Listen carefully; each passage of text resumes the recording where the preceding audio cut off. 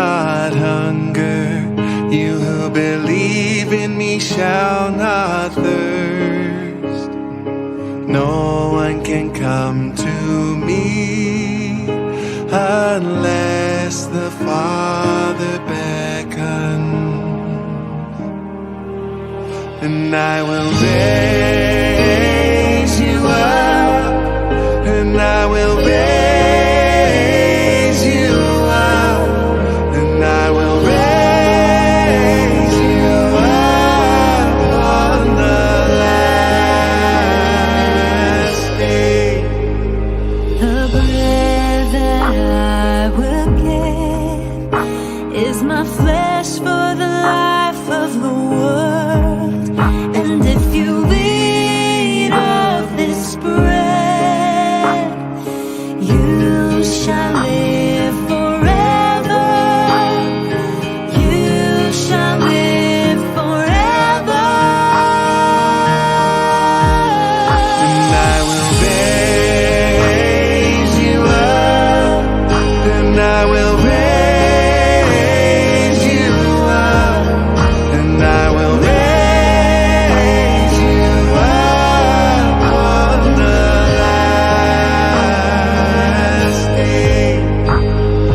I am the resurrection. I am the life.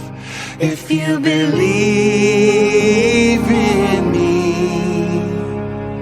even though you die, you shall live forever.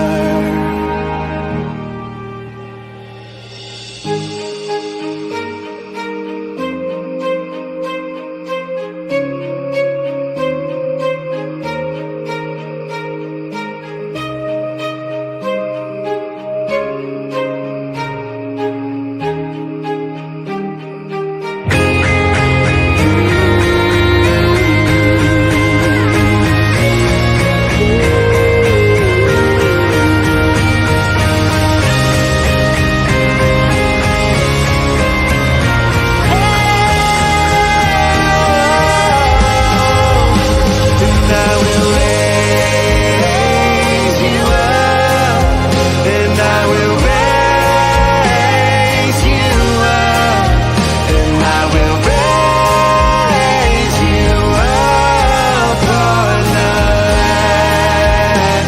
I will raise you up, and I will raise you up, and I will raise you up on the last. I will raise you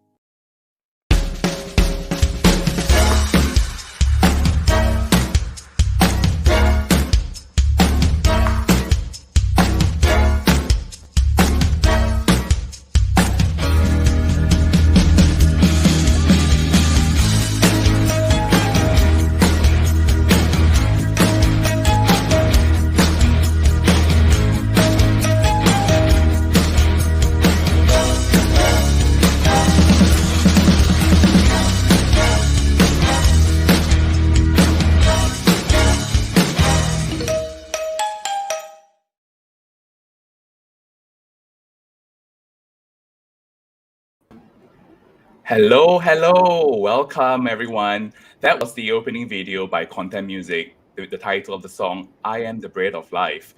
Good morning and welcome to another episode of Catholics at Home podcast.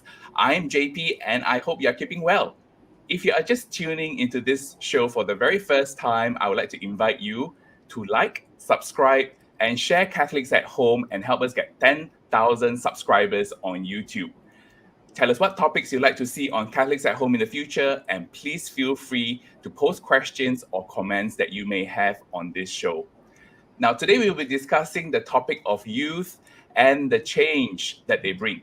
In recent weeks, we have seen across our social media youth making their voices heard, from the Summer Olympics, where they are making an impact in sports and smashing records, to the local front, where they are speaking up and standing up for others. So for today's show, we thought, why not have some of our youths to come on to the show and talk to us a bit about their passion, their interests, and what made them decide to take this path less traveled. But before that, allow me to bring on the very much youthful host and resident priest at Catholics at Home, Father Clarence Devadas. Hi, JP. Good morning to you. Good morning to everyone Morning, at Father. home. How are you doing? I'm all right, JP. When you say Father, you look really good today. youthful, Did you I change I something? I don't think I'm so youthful anymore, lah. Yeah. But I guess Today it's it's a very interesting time to talk about the topic, right, of youth, Father. yeah, I think it is very interesting because like you started off by saying the Olympics. I'm sure many of us have been following the Olympics. I mean, I've been following bits and pieces, trying to catch the highlights at the end of the day. It's amazing how young people are rewriting records. Things. I mean, in events that people never thought that that the records would be broken. And shaping a new pathway for and inspiring others. I think that the most important thing is they are inspiring other people to take up sport, at least at the Olympics.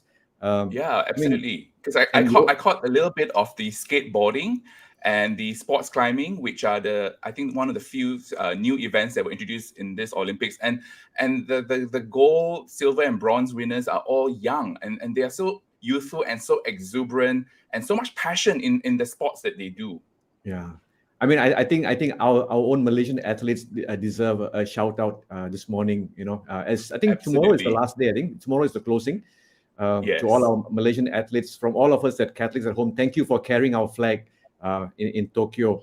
I think whether the flag is hoisted on a flagpole or whether it is just being around your shoulder, it doesn't really matter. But they represent us, and I Yes. think they represent us as Malaysia, and that's a great thing.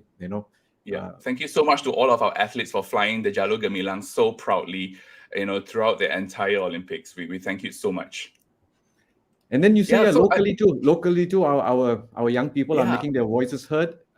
In the social political arena, looking for change. And I think that's very inspiring to see young people to come out. Of course, with all the health and safety precautions taken, but wanting to make a difference.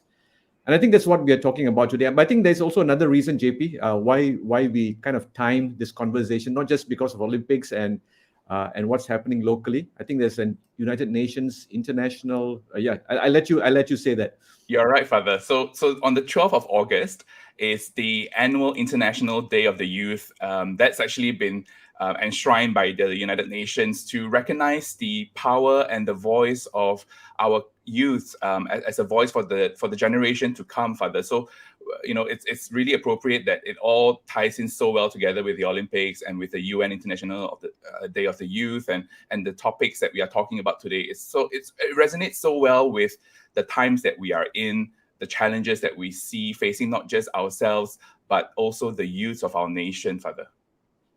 Yeah, I mean, of course, in church, I mean, in our church, we celebrate youth on Palm Sunday, but internationally, it's the 12th of August. But it doesn't really matter when we celebrate. But I think the conversation this morning is, to talk to some people who have really come forward to make a difference. I think it's so easy for all of us, including whether young or old, it's just to follow the crowd. But there are people who kind of stand out, who, as you said, who choose the road less traveled. And this morning we have three inspiring young people talking to us, two young people, about young and youthful, about what inspires them. And I think they have interesting stories to tell us. What makes them choose this pathway compared to, sometimes our career paths are quite automated, isn't it, JP? I mean, we all go to school, you your parents have expectations of you, the community has expectations of you, but suddenly you see somebody take a complete different path, and then everybody kind of like, Yeah, takes and, a and, step and back. it's very, very interesting, Father, that you brought it up, because for a lot of us, maybe it's an autopilot or maybe it's an expectation thing, but we all tend to know what we want to do when we are much older, when we finish school, what we want to study and all that.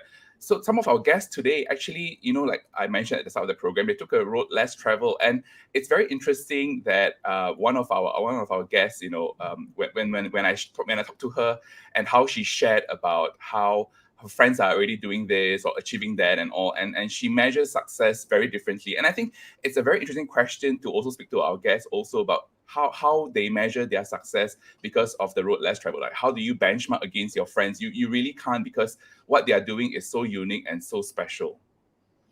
So today we're trying something different, JP. Yes. For the first time, you can do a kind of a hybrid conversation. We have two guests who are live with us this morning, and one has been pre-recorded. So it's going to be a task for our technical crew to kind of like, bring this in sync. So to Yes. our audience out there, please do be patient with our tech crew, because we need to kind of like really put this together. Two live conversations, one pre-recorded conversation. Anyway, there's always a first for everything. So this is the first time we're going to do that, and hopefully we will get better in being able to do that. So let's bring in our guest this morning, our inspiring guest. Absolutely. So for our guests today, we have Fabian Lee, who is a youth pastoral worker at ASAYO, and we also have Adrian Oh, a PPV volunteer and coordinator. Welcome to the show, Fabian and Adrian. Hi JP, hi Father. Nice Hi, to Good meet morning, you. Adrian. Hi, JP. Adrian. Hi, Father. How are you? Morning. How are you guys? Hi, Fabian. We're good. We're already Hi, feeling Adrian. like 10 years younger talking to the two of you. I think that's good. I think that's and good. today's topic is JP, you and I are same age, JP. for our live audience. They do not need to know that. They just need to know that we are youthful. We are all youthful today. But thanks so much for coming on to the show. I know both of you have your work cut out for you, and a special shout out to Heidy Quah, who is also one of the guests for today's program. And like what Father alluded earlier, unfortunately, she actually can't join us for today's program, but we've actually pre-recorded some of the questions that we are going to be talking about and discussing about today. So maybe just to start off with, Adrian, you can actually tell us a bit about yourself and what do you do? Okay. So basically, my name is Adrian. JP and you and I go way back. So we'll keep our age as quiet as possible. So for myself, I've been in the IT for almost 15 years now, doing service delivery, doing IT, doing operations, doing management, you name it, from IT, from support, right up to the management level. So what happened was somewhere in December or so, the pandemic and so on, there was one retrenchment that happened in my previous organization.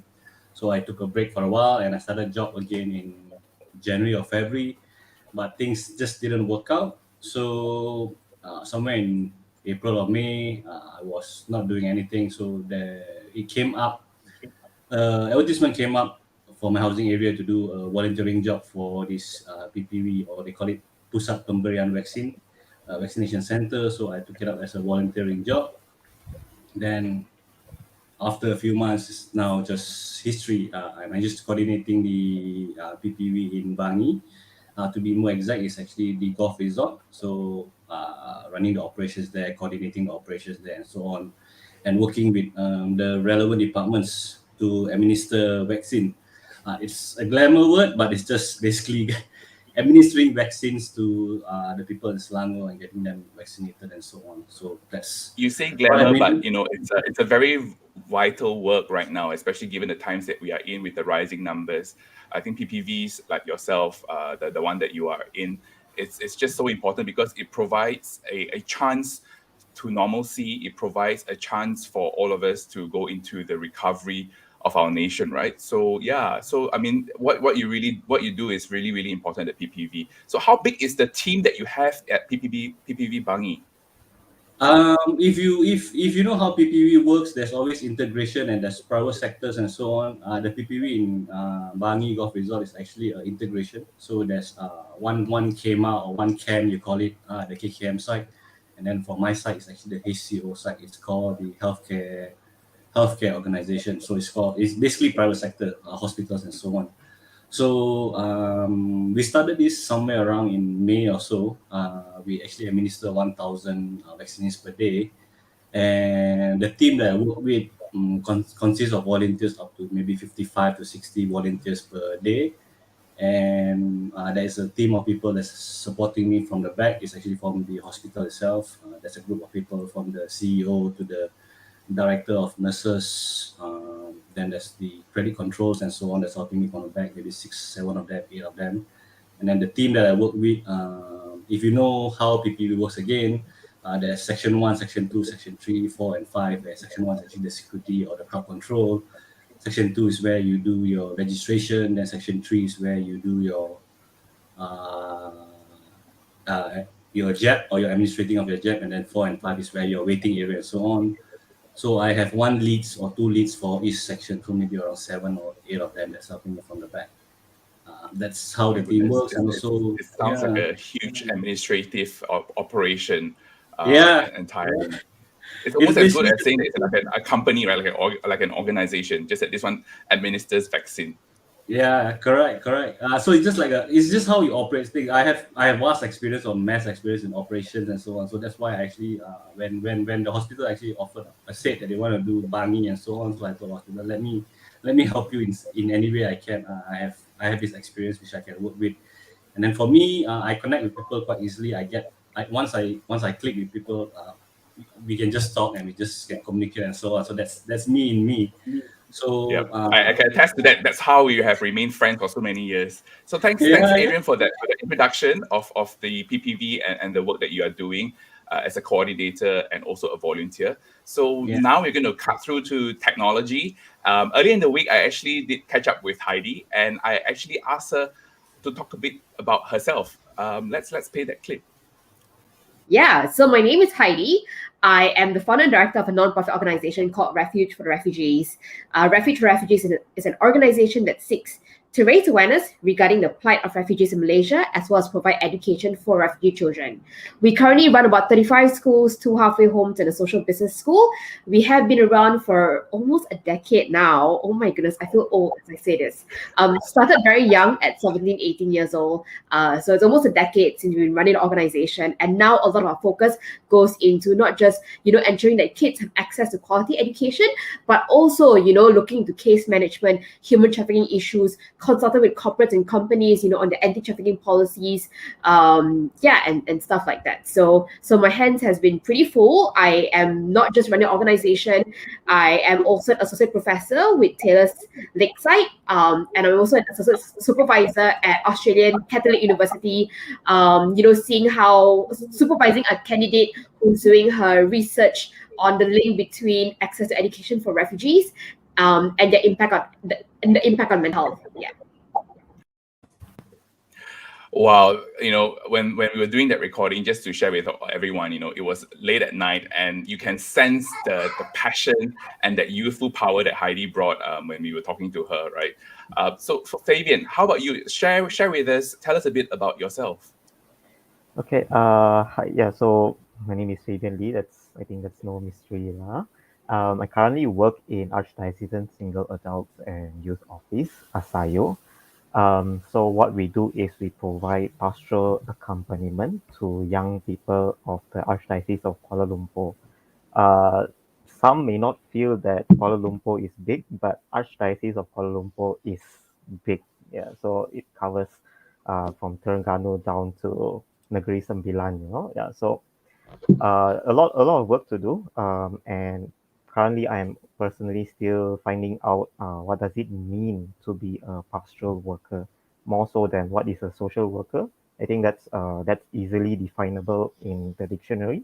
But yeah, the pastoral worker job title is something I would say new to me. Currently, I just got a grasp of what is it, especially since pandemic. It's not supposed to be an online ministry, if you know what I mean.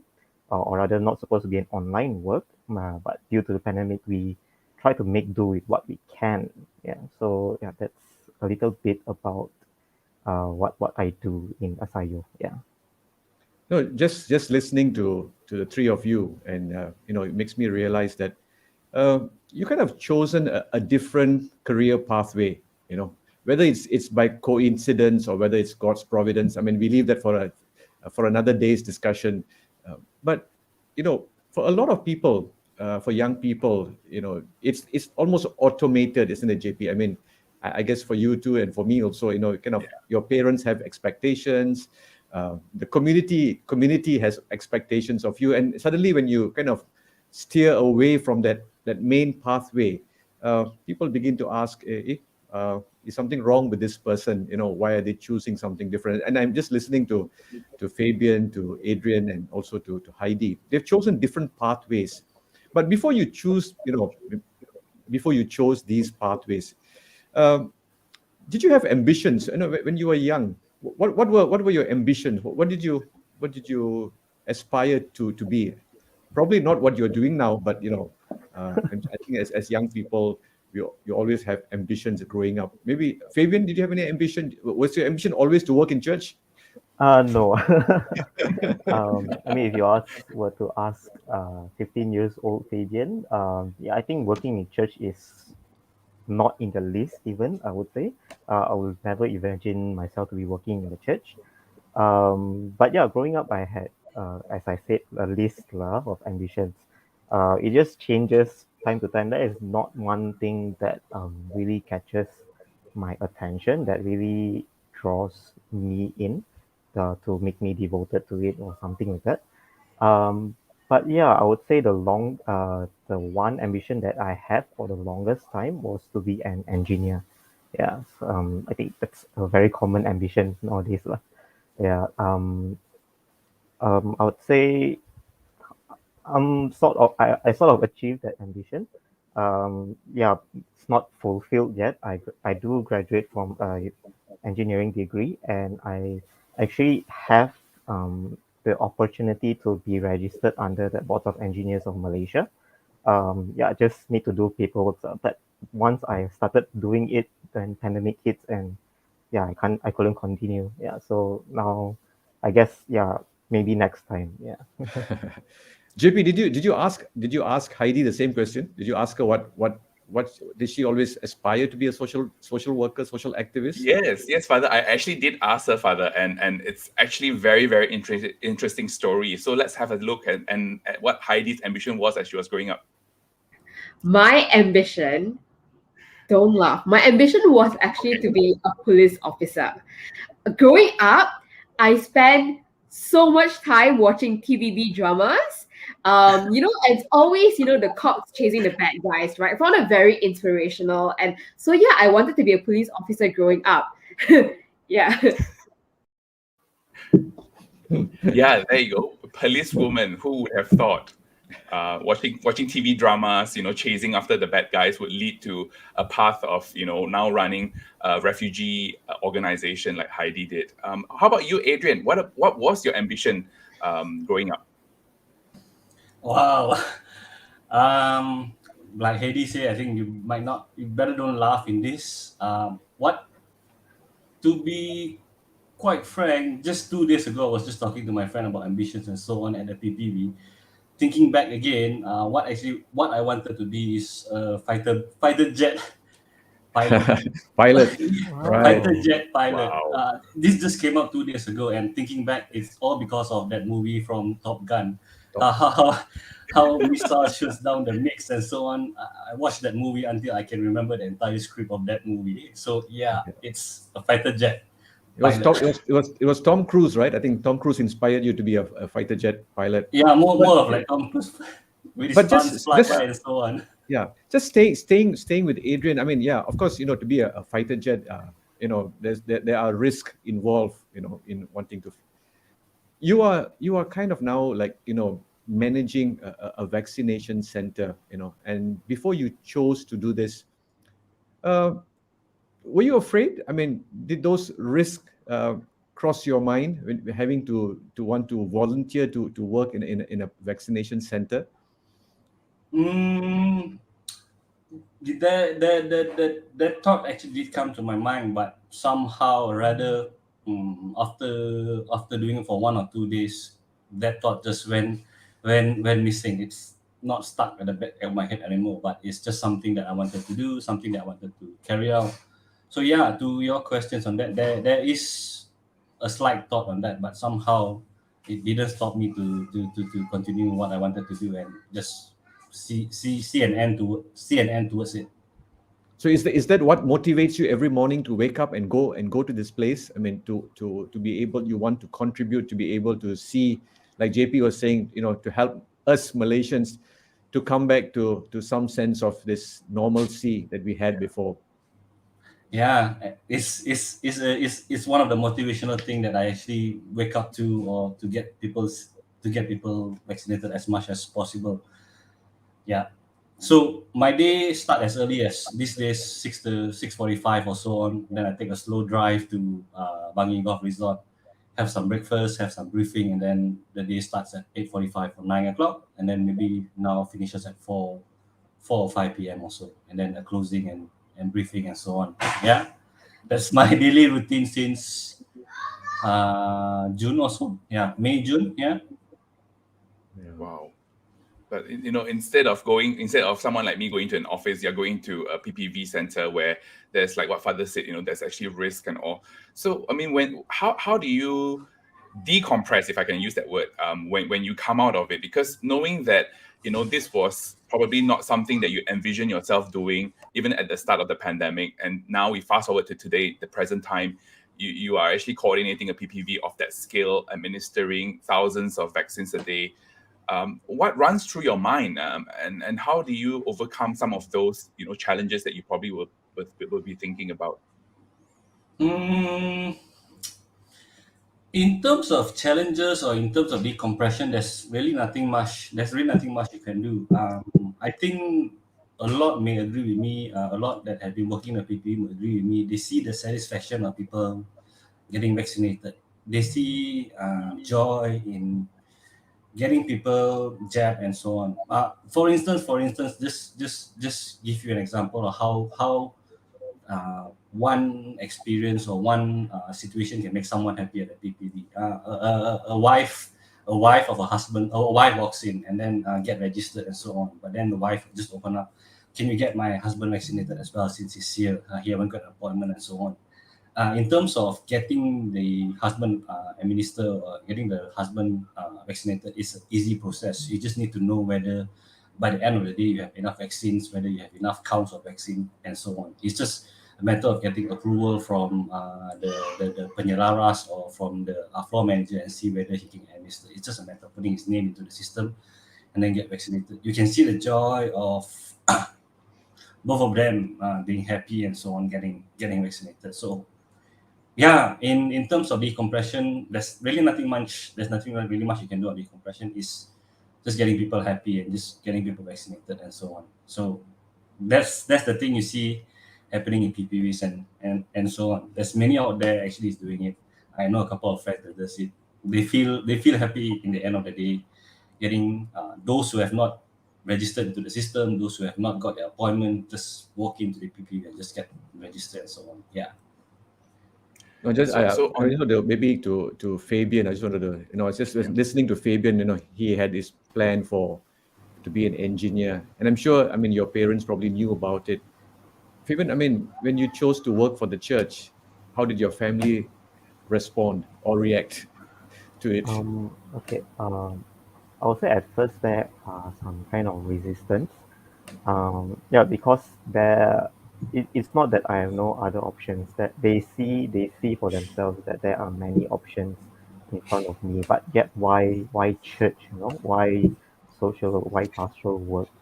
I graduated top of my class, so they say, hey, you mean you get very good results? Why not just go on become a computer engineer?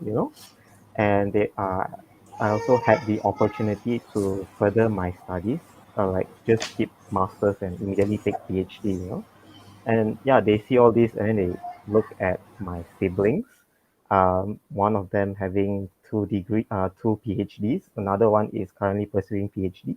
And they say, yeah, don't you want to do PhD? And yeah, so I wouldn't say it was a strong resistance, but I can see that they are not comfortable with it. The idea that I'm choosing church, I'm choosing working in something that is not related to what I studied for. Yeah, so yeah, I think their heart softened down, and yeah, now 2 years in, they have accepted that yeah, this is where I work. Yeah, I think is that enough? I guess there's always a turning point for somebody, isn't it, to make that decision. Whether whether it's Adrian or whether it's Fabian, even myself or JP. I mean, there's always a kind of a trigger that makes you realign your thinking. And I think JP, you asked Heidi the question, right? I mean, I what did, was yeah. what was her turning point? Yeah, I did ask Heidi that. Let's see what she said. I think so I think running and chasing after bad guys has always been my cup of tea, right? But I just needed to be in a system that supported that. For me, I guess my turning point, I mean, despite you talking about wanting to be aspiring to be a police officer as a child, I always grew up, thinking that I'd be working in corporate. I did my degree in accounting and finance, and the plan was to become an accountant after, or just a banker, something to do with finance, right? For me, my turning point came after secondary school, actually. When I first started working in the refugee community, I realized that yeah, there was so much more that was needed to support the communities, and we just needed people who were kind, consistent, and caring. It was so hard to, and I think I was just really tired of waiting upon people to meet the gaps, in the system that we see. And so I decided, like, hey, why not, instead of waiting upon others, I take on the call, right? Yeah, I take on the call and I say yes to showing up for the community. One thing led to another. We were running Refuge Refugees first as a project. But upon running as a project, we realized that, the impact that we could make was only so small as a project. And so we turned it around into a non-profit organization. Wow. And was that transition from completing your studies in a business and wanting to go into corporate world, was that a very difficult adjustment for you? Not actually. I mean, okay, yes, I think it was tough because it was still relatively easy to a certain extent running Refuge Refugees and doing university, right? But I think the FOMO kicked in hard after university when I saw all my friends getting corporate jobs. They were getting corporate jobs, they were climbing the corporate ladder, they were just living a completely different life. And that's when I really had to ask myself, am I okay running a non-profit organization? I mean, just really honestly living in such a competitive environment, right? You tend to compare, and you would feel the sting, right, when your friends talk about their salary brackets, for example, or just their opportunities, right? I had to constantly ask myself, why am I doing what I do, and to be just so rooted and reminded in my why, I guess.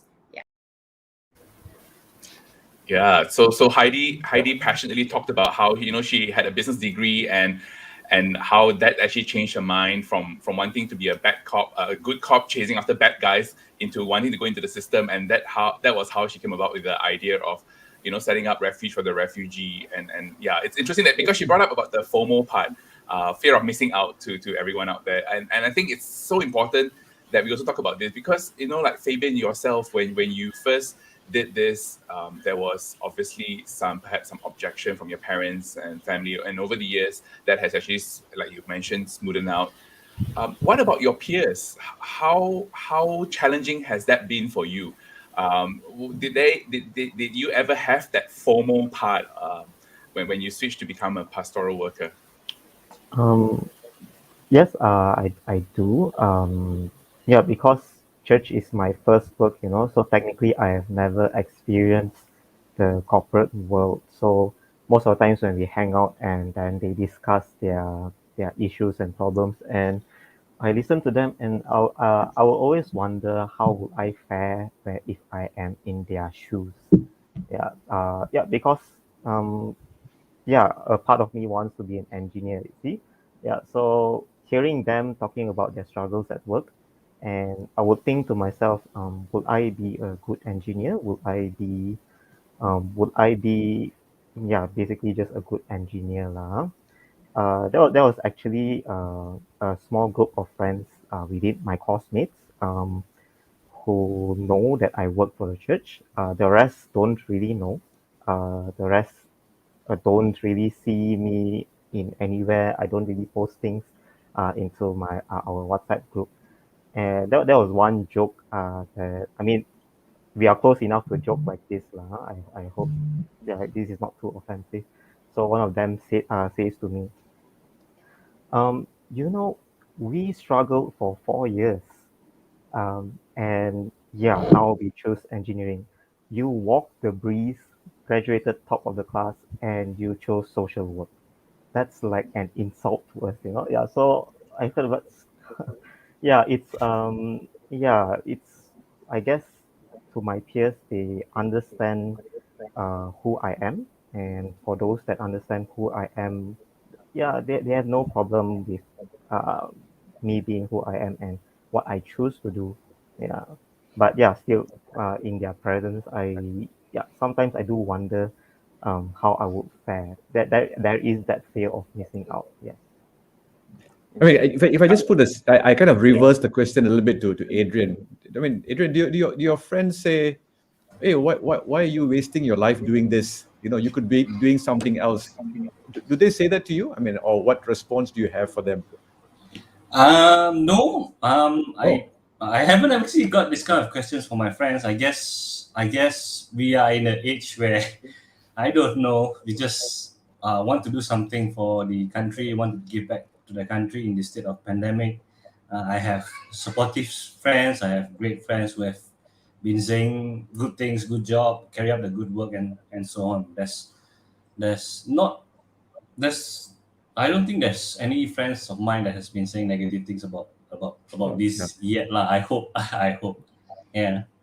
Well, that's amazing. I mean, just simply because I think today a lot of young people, or let me say younger people, uh, have this consciousness about social issues. You know, it is in their work, uh, uh, even in their personal life. A lot of them commit themselves to a cause, whether it's preservation of wildlife or the ecosystem, or social justice. That seems to be something that drives them.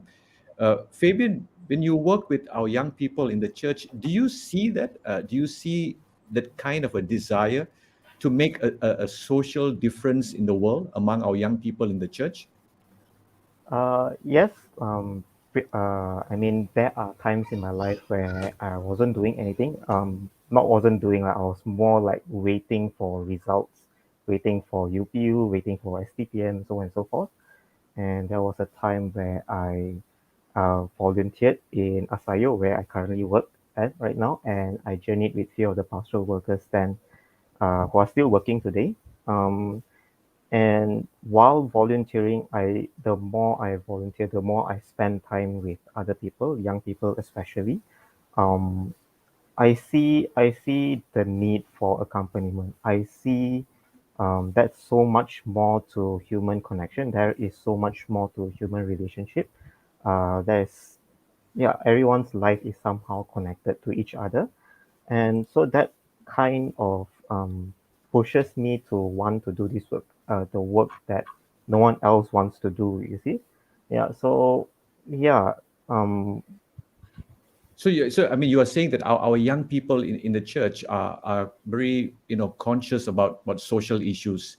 At least the people that you work with, they are ready to commit themselves. So it's not just going to church and pray and make music, but there is a kind of a conviction between the church life of the church and also life out there, kind of has to be in sync. Do you see that in many of our young people today? And if you do, I think that's a great sign of hope for the church. I would say, because it's not just going to church to pray. I mean, I'm not saying it's not important. It is, but Does that inspire them? Because you see on social media, a lot of young people post different things, cruelty against animals, to uphold the preservation of life.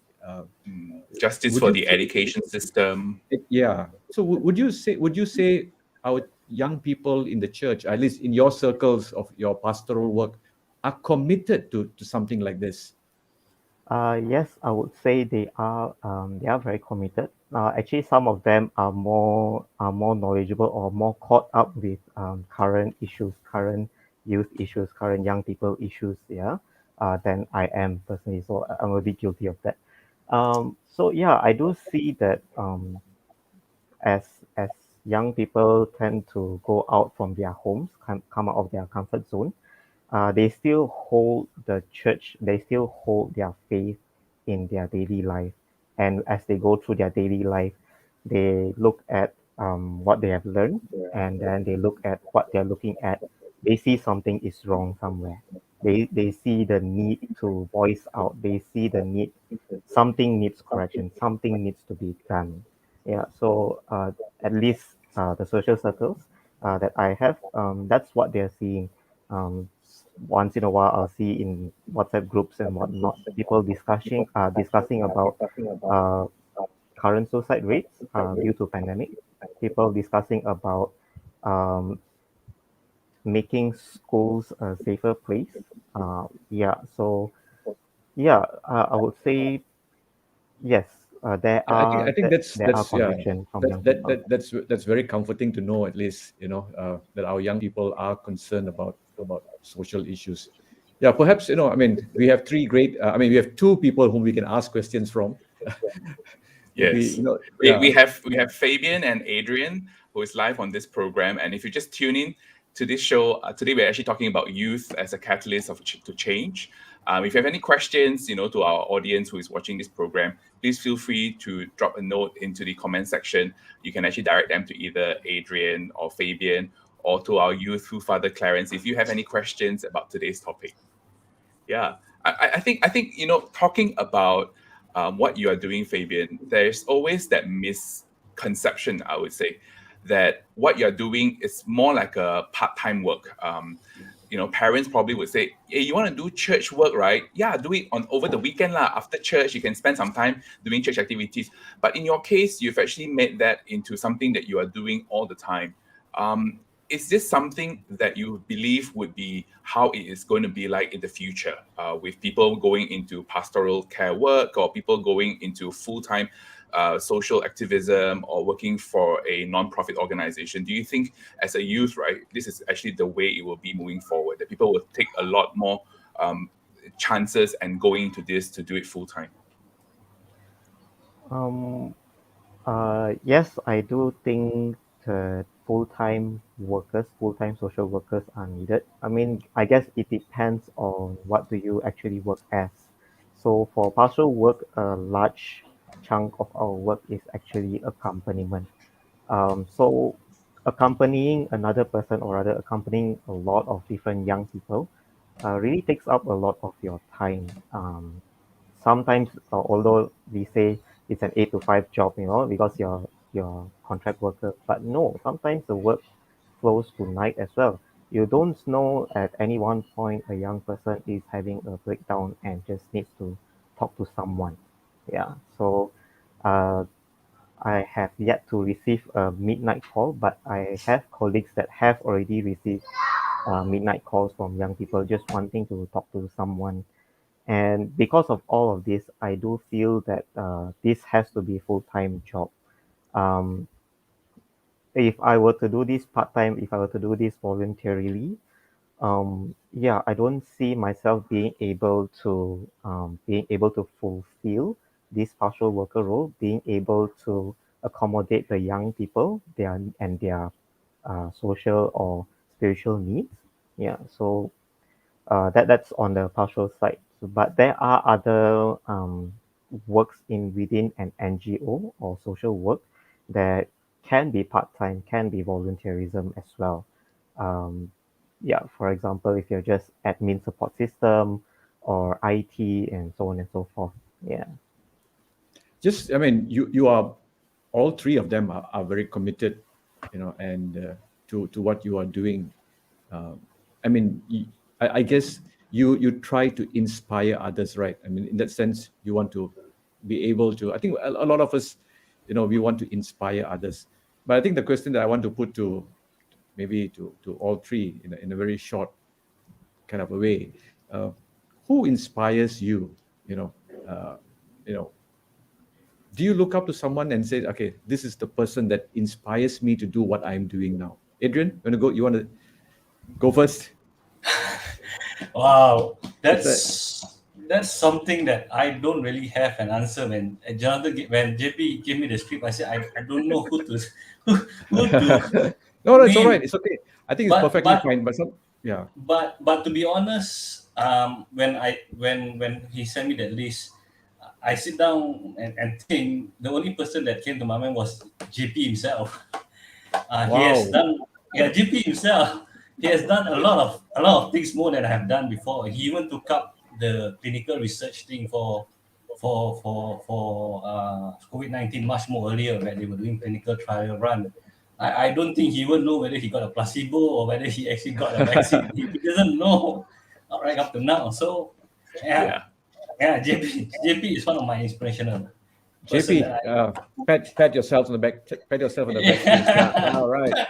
Thanks for that. That was not a planted answer, Father. I can assure you that. No, it's not. I- Really, it's not. It's like not. that. Are you sending him lunch afterwards? He can send lunch to my BPV, no problem. 2050 packs. Fabian, who inspires you, Fabian? Um, Inspires me, I would say a few of the saints. Personally, one of them, Saint Mother Teresa. Yeah, who sees the needs of the people. She was not trying to be someone she's not. She's not trying to do great things, but she's just doing what she can do with love. But currently, I mean, inspiration and motivation should come from people we can interact with. Like, I believe.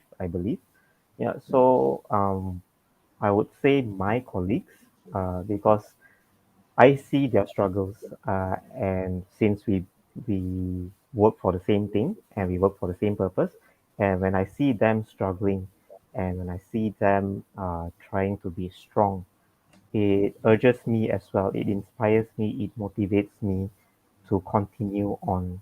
Yeah, there are times where I doubt this choice. Again, call it FOMO, or call it questioning myself. There are times when I'm not sure, is this what it is? Yeah, because right after I started, then pandemic happens, and then we kind of don't know what we're supposed to work. Yeah. So when I see So them it's struggling, interesting yeah, that. So we have one JP is one inspiration. We have Mother Teresa as another inspiration here to Fabian, together with his colleagues. JP, what did Heidi say? Let's find out what Heidi said when I asked her that question. Jonathan, great question. I think you guys might have just interviewed her recently. Her name is Dr. Hartini Zainuddin. So Dr. Tini is my mentor at 18, 17, when I was starting Refuge to Refugees as a project. I remember looking for mentors in the field. I Googled, and her name popped up. I wrote into her alongside many others, to go like, hey, can you be my mentor? Dr. Tini was the only person that replied. Until today, she is still my mentor. I go to her about every single thing. Just a really funny thing to note. In my recent court case, she was the one that built me out. She posted my bill, and that's really who she is in my life, right? Making sure that I get support every step of the way. Yeah.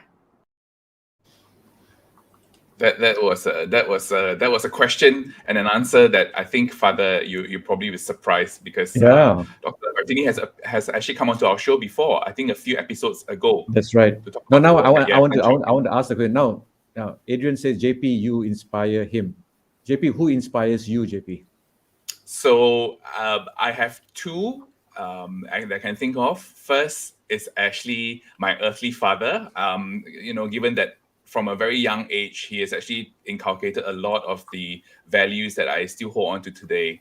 And it's interesting that I remember when I was 7 or 8 years old, I would actually accompany him to an orphanage.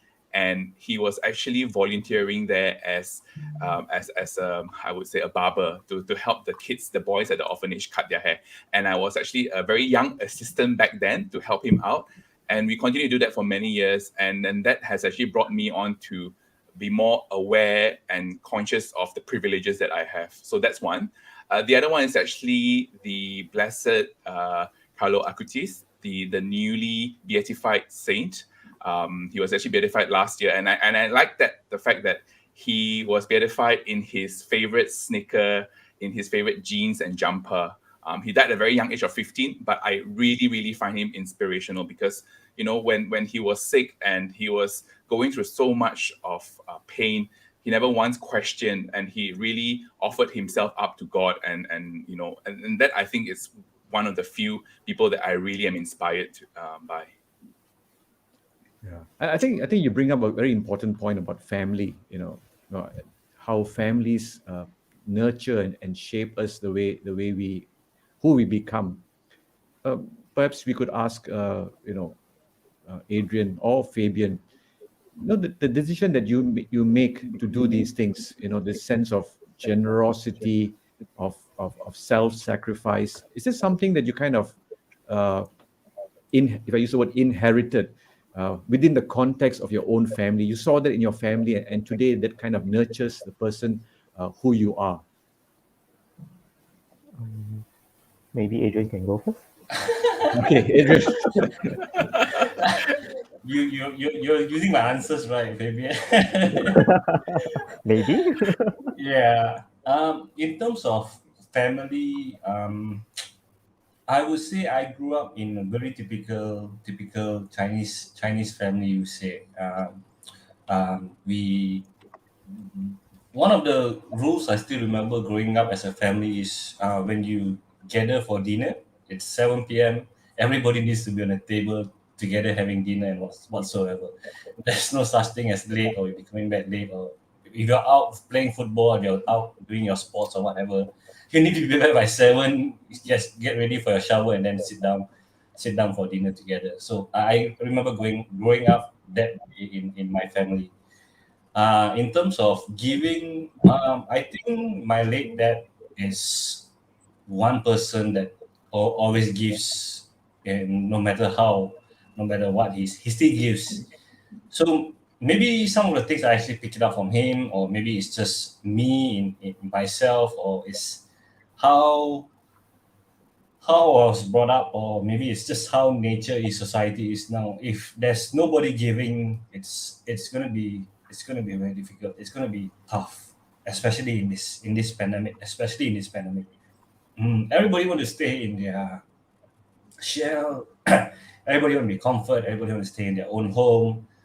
Everybody is feeling afraid to go out or do the necessary. So that's what actually inspired me in doing this volunteering job. It's just a matter of giving up and taking a step forward, doing something that somebody doesn't want to do. Or maybe there is a lot of people who want to do this. It's just that something that I found myself just needed to do something in this pandemic and so on. So yeah, that was one of the inspiration, or maybe that's how family brought me up, and that's why I'm doing this. Fabian, would you say your family had a huge part in what you do and in the way you are, the person that you are? Yes, I would say. Growing up, of course, like Adrian said, I was also raised in a quite typical Chinese family. But more than that, I think one important value that I was taught, or rather I was shown, was to do the right things. Not just do things right, yeah, but also do the right things. If you see something is wrong, be proactive and try to fix it. Try to repair things. Just try to do something good. Yeah, I think that's the one thing that also, if I were to compare my life now and back then, I think this one has been with me all the way. That's why I try to do things right. I do right things. Sorry. Now, one of you must either one. one of you would have to enlighten me. Both of you use the word, we grew up in a typical Chinese family. Obviously, I did not. Okay, I think it's rather obvious. No, What is ask JP whether he what does that mean? What does that mean? I mean, ask JP whether he grew up the same way as us or not. He's also, I believe, he's also one typical Chinese since he family. didn't say that, maybe Adrian, you want to just in 1-2 sentences, what does that mean? I don't know. Maybe if you don't come back for dinner by 7 p.m., you get smacked, you get rotan, you get whatever, man. I guess no- maybe the discipline of respect for the elders, and the kind of mutuality in the family. I guess that's what you mean. Is because when both of you use that word, I kind of like that kind of flag that went on my head. No, what is that? What is that? Anyway, I just kind of like the stories that you tell. I think what it simply means is this. Sometimes we hear people want to say, to do church work or to do social work. I mean, let me go out, get my degree, let me earn a lot of money. Then when I retire, then I'll give myself to social work, or give myself to church work. You also hear this in church. Now no time, Father. Maybe when I retire, then I can offer myself. But the three of you whom we are talking to this morning have decided that you want to make a change now. Not wait when you retire or when you have amassed huge amounts of money, then you can do some, you can help others. But given the situation that we are in, looking around, whether it's climbing the corporate ladder or not, you think that you can make a difference now. What would you say to other young people who want to make a difference, who are thinking, maybe I will do it later, maybe I will get some more money first, maybe I will do all my degrees first, and then maybe I will consider.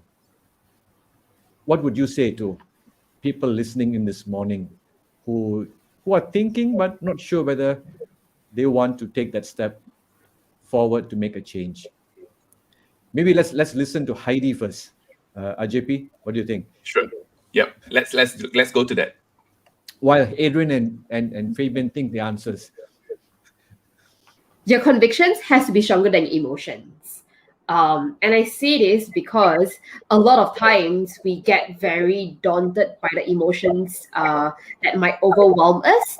But always remember your why, when you are looking to create change. So your convictions has to be stronger than emotions. Look, and if you're looking to be involved in community building, it's really key and important that you speak to the communities that you're hoping to serve. Consult with them before you come up with a program or a solution, because a buy-in from the community makes a huge impact in just how beneficial and impactful your program actually is. Yeah. So I think what Heidi was saying is that your conviction must be bigger than your emotions.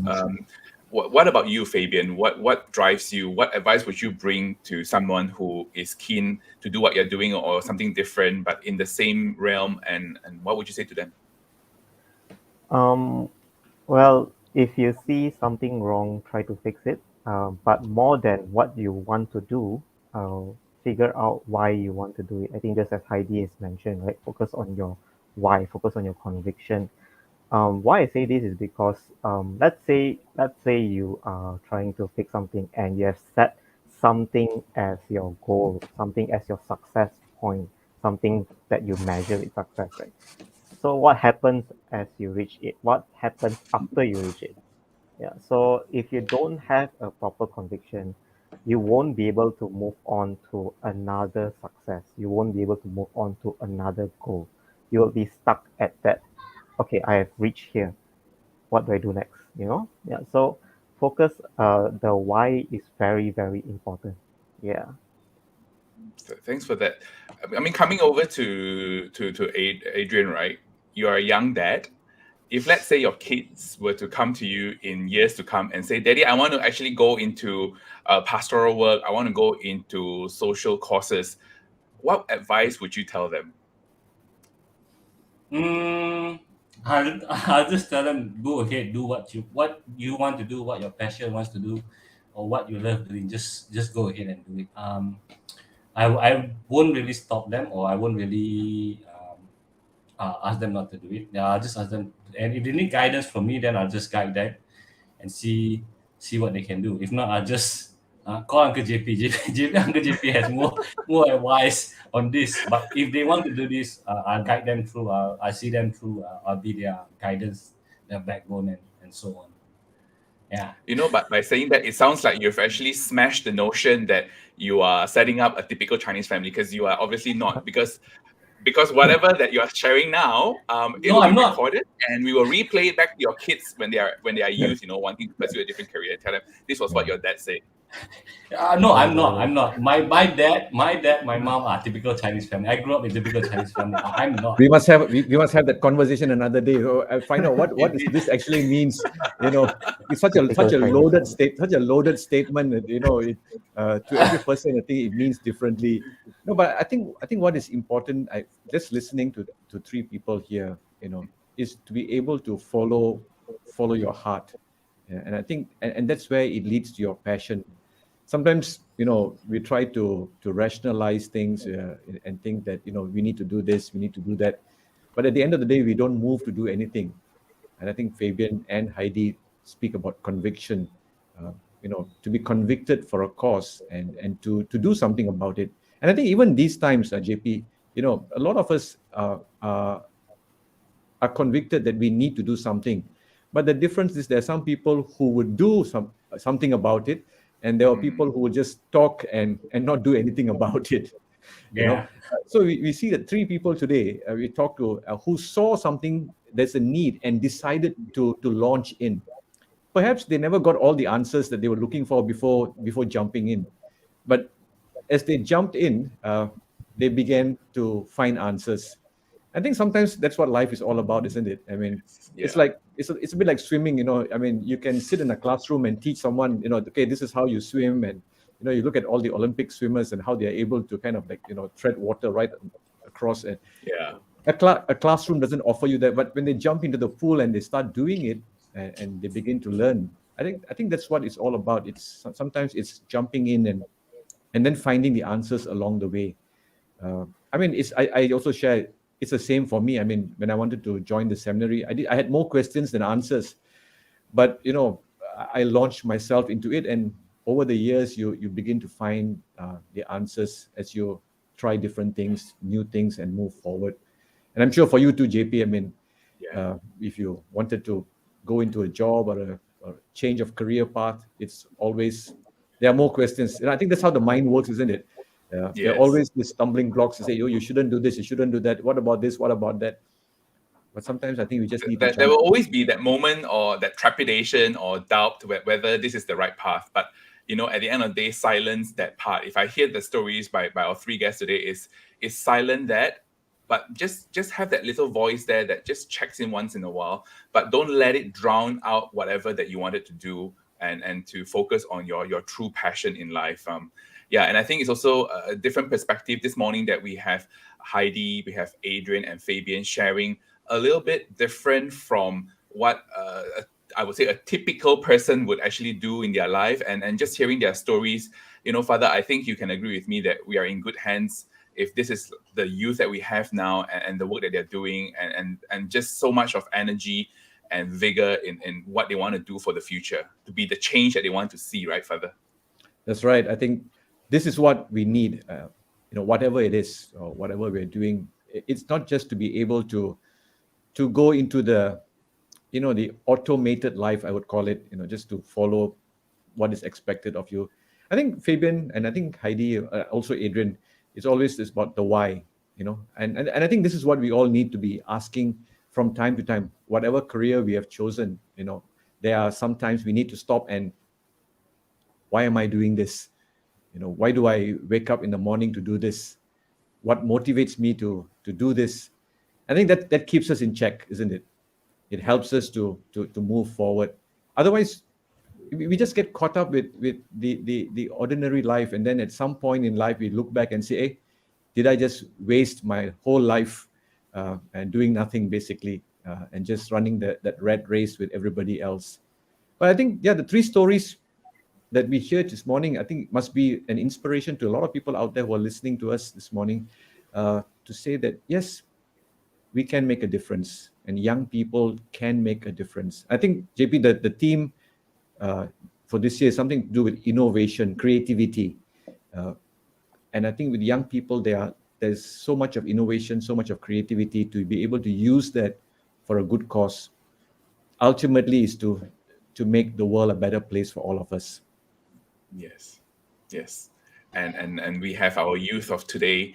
I'm looking at all of you, tuning into the program. If you know somebody who is a youth, or if you know somebody who is youthful, and you're thinking, should I not be that person to help them, like what Fabian said, accompany them and to pray and to be their guide and to work it out. And I think we are going to be all right in the end of it.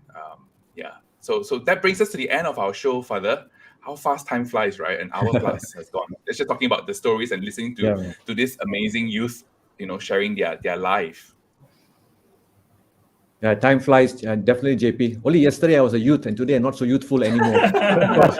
time has flown by very, very quickly. Yes, but just thank you very much. Thanks, Fabian. Thanks, Adrian. Thanks, Heidi, for sharing your story. I think it's amazing what you do.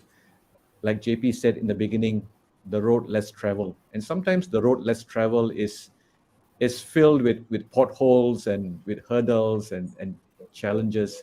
But to be able to overcome them is what builds character. And certainly to make change now, and not to say that. No, I always cringe when people say the youth are the future of tomorrow. I don't think that's true. The youth are the today. At this time, at this time they can make the change, and the catalyst for change, so that future generations can look back and say that these people made a difference. And to all those young people up there, whether it's in the Olympics or whether they are voicing out their dissatisfaction in social areas or in political areas, I think we need to stand by them, because to build a better future takes the whole nation. Indeed, Father. So to wrap things up for episode 70 of our podcast today, I would like to just say a very big thank you to Heidi from Refuge of the Refugee, Fabian from ASAYO, and Adrian, who is our PPV volunteer, for all the amazing work that all 3 of you are doing. A really big thank you. And of course, a big thank you and a shout out to you too, Father Clarence, for being my host for today. So let's conclude with a prayer, and we pray for all our young people as we celebrate the United Nations Day of Youth this coming week. In the name of the Father, Son, and the Holy Spirit. Amen.